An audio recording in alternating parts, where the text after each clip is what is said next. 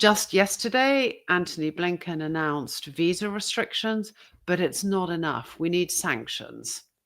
Ivanishvili's daughter studies in New York. Why is she here?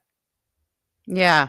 So there is a lot we can do, and the protesters need it. Every single person we met, they said, look, we know this is our struggle. Ultimately, it's for us to win this fight, but we need you to add that pressure. We can't do this alone. We need to build up pressure until the regime itself begins to crack. There are so many regime officials who have children who study in Europe or have money in the UK or who have connections or partnerships in the US. We need to put pressure on them until the people around Bidzina Ivanishvili begin to think, this isn't actually working out that well. We may be backing the wrong horse here.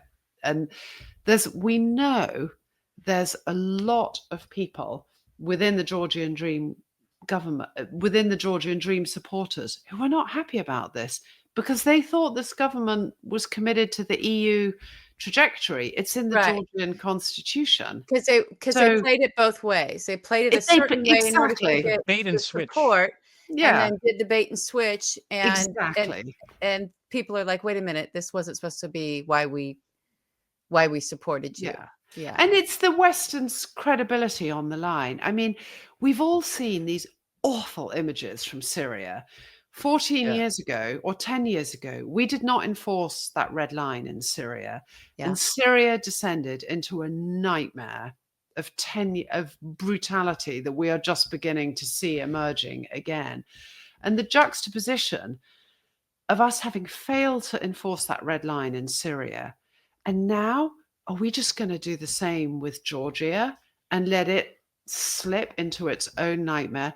The people are really scared. These are people who believe in democracy. They've trusted us as their ally. We have to be there for them. And as I was saying, the costs to us are not that high of putting sanctions on and pressuring this regime. But the costs of inaction, many people think that failure in Syria is partly what emboldened Putin today.